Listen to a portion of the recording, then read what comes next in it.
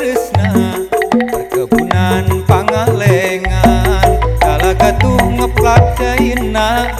nu aya di Pakidulan wewengkon kota Katresna jadi tempat panjujugan situ Cileunca baheula ngandung sajarah antara wetan jeung kulon dinya jadi carita tapi kiwari ayeuna geus salin jinis jadi tempat pangjugjugan antara hujan jeung lanjan di lingkungku gunung-gunung gunung tilu anu ngariung dataran endah Katresna perkebunan Pangalengan kalagatuh ngeplak caina aya di Pakidulan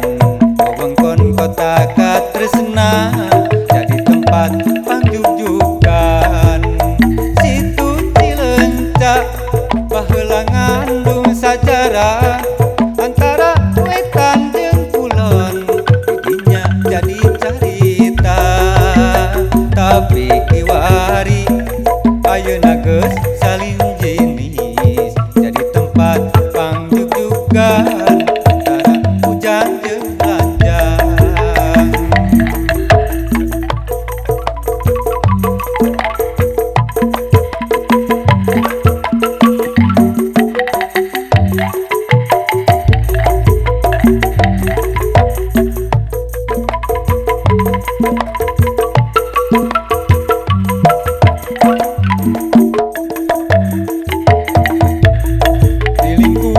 gunung-gunung gunung tilu anu ngariung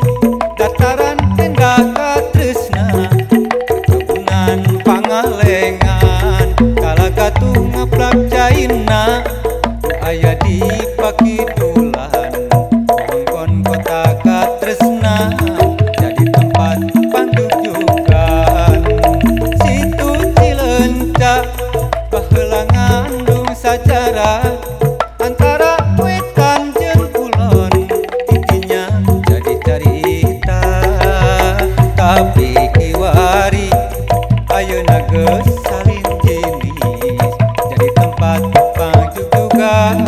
antara hujan jeung lanjang di lingkungku gunung-gunung gunung tilu anu ngariung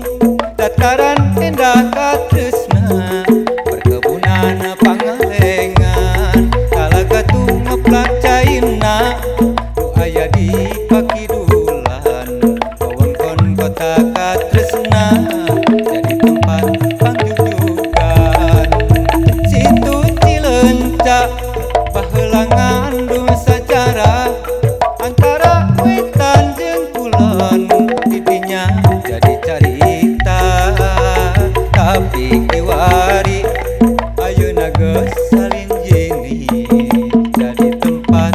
pangjugjugan antara hujan jeung lanjang